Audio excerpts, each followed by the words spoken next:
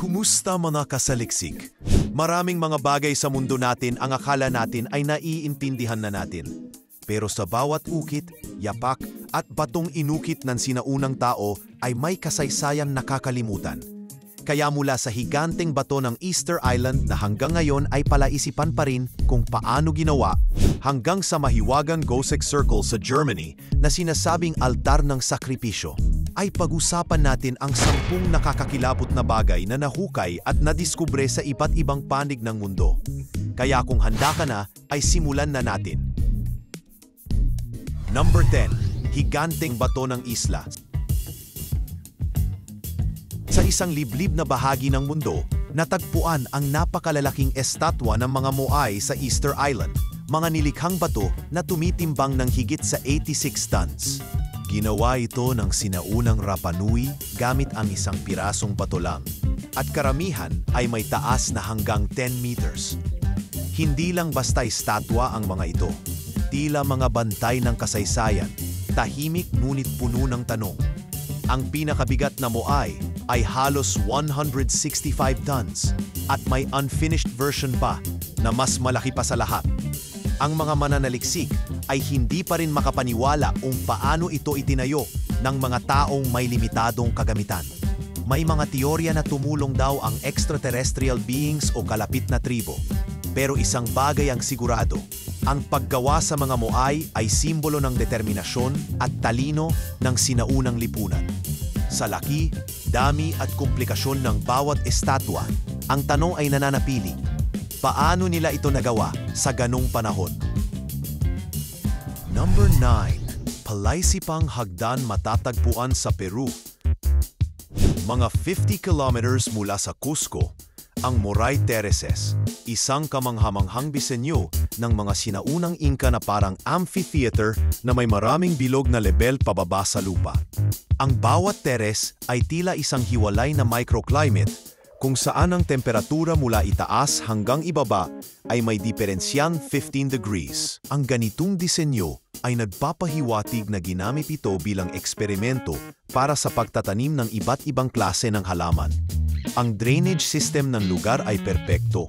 Hindi naiipon ang tubig kahit gaano kalakas ang ulan. May ebidensya rin na ang lupa ay dinala mula sa iba't ibang lugar upang subukan ang pagtubo ng tanim sa magkakaibang kondisyon. Isipin mo, mahigit 500 years ago pa ito ginawa. Ngunit ang kaalaman na ginamit dito ay para bang gawa ng modernong siyensya. Isa itong patunay na ang mga Inca ay hindi lamang mahusay sa agrikultura, kundi tunay na henyo ng kanilang panahon. Number 8. Itim na kahon ng Ehipto. Sa gilid ng mga piramid ng Giza, natuklasan sa Saqqara ang 24 na napakalalaking kahon na tila kabaong. Pero hindi basta ordinaryong kabaong. Ang bawat isa ay gawa sa solidong granite at may timbang na lampas 100 tons. Ang pagkakagawa nito ay sobrang eksakto, para bang ginamitan ng makabagong makinang pang-ukit. Ang mga takip nito na tumitimbang ng 30 tons ay masyadong selyado na tila may napakahalagang nilalaman. Hanggang ngayon ay palaisipan pa rin kung sino ang gumawa ng mga kahong ito at bakit. May mga nagsasabing hindi ito gawa ng sinaunang Ehipsyano, kundi maaaring iniwan ng isang mas advanced na sibilisasyon o baka ng mga nilalang mula sa ibang mundo. Wala ring sapat na inskripsyon para ipaliwanag kung ano ang laman nito, kaya ang mga kahon ng Saqqara ay nananatiling isa sa pinakanakakabighaning misteryo ng sinaunang daigdig. Number 7. Simbahan sa ilalim ng lupa. Sa kabundukan ng Ethiopia, matatagpuan ang Laibela, isang bayan na itinuturing na sagradong lugar, hindi lang dahil sa kasaysayan nito, kundi sa 11 simbahan na inuka mismo mula sa solidong bato. Imbis na itayo pataas, ang mga simbahang ito ay hinufay pababa, umaabot ng 40 to 50 feet sa ilalim ng lupa. Ipinagawa raw ito noong ika-12th century bilang bagong Jerusalem ng hari ng Laibela.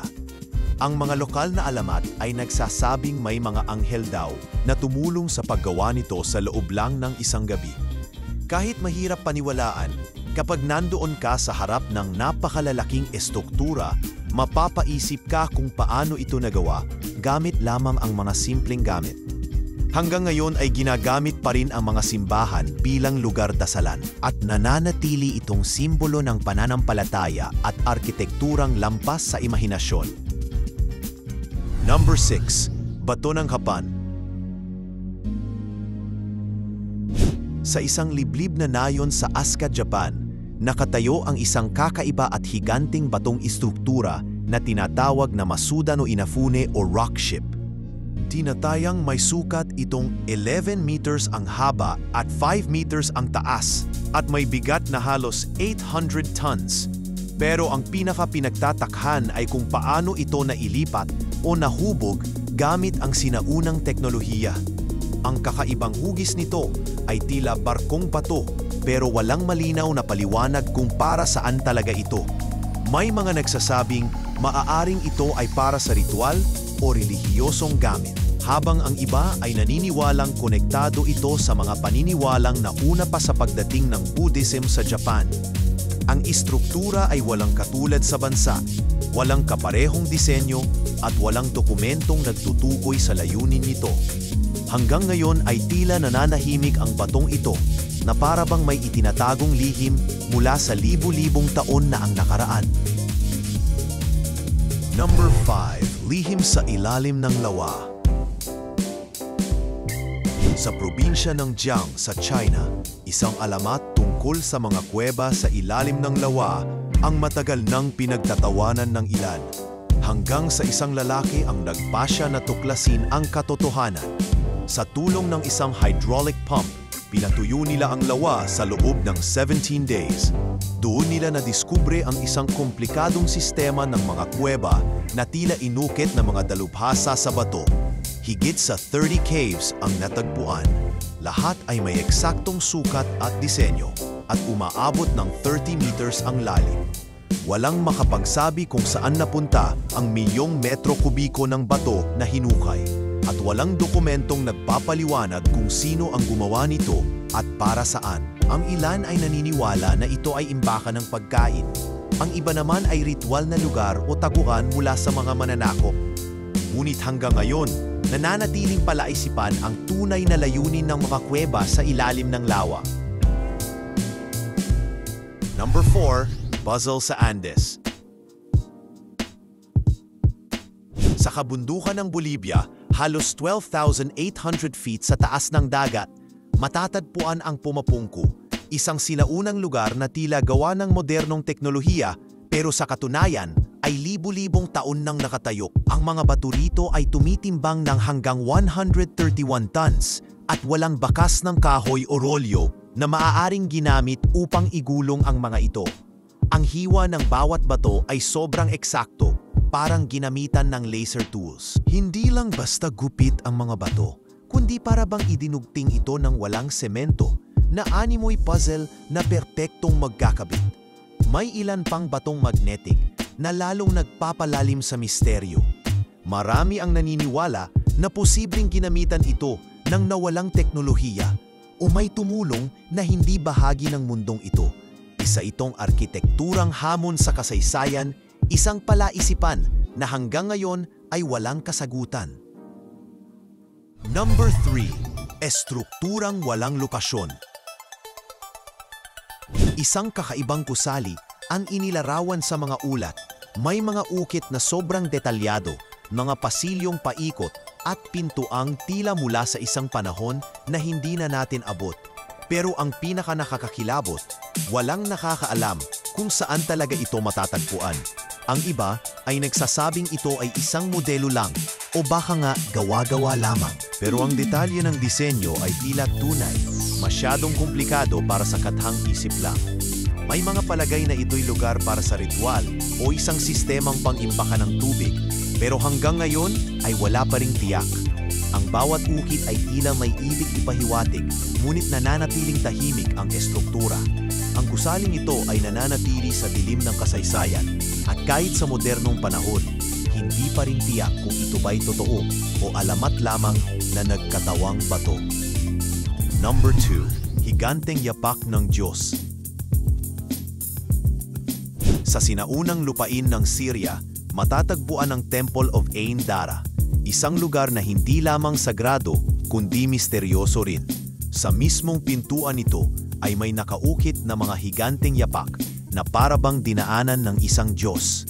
Ang mga yapak na ito ay umaabot sa sukat na hindi kayang tumbasan ng ordinaryong tao. Ayon sa ilang alamat, ito raw ay yapak ni Ishtar, ang diyosa ng pagkamabuma. Habang ang iba namay naniniwalang mga dambuhalang nilalang ang minsang nanirahan doon. Ang pinagmulan ni mga yapak ay hindi pa rin tiyak hanggang ngayon. Ang ilan sa mga scholar ay nagsasabing ito'y simbolikong disenyo para sa mga seremonyal na hakbang ng mga Diyos patungo sa sagradong lugar. Ngunit ang mga lokal na alamat ay mas mapangahas. May mga kwento ng mga nilalang na may kupo sa paa na nag-iwan ng bakas o mga higanting tagapagtayo ng templo. Sa kabila ng pagkasira ng ilang bahagi ng lugar, nananatiling buo ang mga yapak, parang bantay ng lihim na hindi pa rin natin nabubinyag. Number 1. Bilog ng ritual at araw. Sa isang malawak na bukirin sa Germany, may isang estrukturang tinatawag na Göbekli Circle, isang bilog na may diameter na 75 meters na pinaniniwalaang mas matanda pa sa mga piramid ng Egypt. Sa unang tingin, para lang itong hukay na pabilog, pero kapag pinagmasdan, makikita ang mga patayong kahoy na poste na may mga siwang na eksaktong tumutugma sa galaw ng araw tuwing winter at summer solstice. Habang ang ilan ay naniniwalang ito ay isang sinaunang solar observatory, may mas nakakakilabot na teorya. Ginamit daw ito para sa ritual na paghahain ng tao. May mga buto ng tao na natagpuan sa paligid ng bilog. May mga hiwa sa buto na tila mula sa ritual na sakripisyo. Isang simpleng estruktura na puno ng misteryo. Ito ba ay isang sayantipikong instrumento para sa kalendaryo ng mga sinaunang tao? O isang altar ng kadiliman kung saan inaalay ang buhay kapalit ng liwanag ng araw?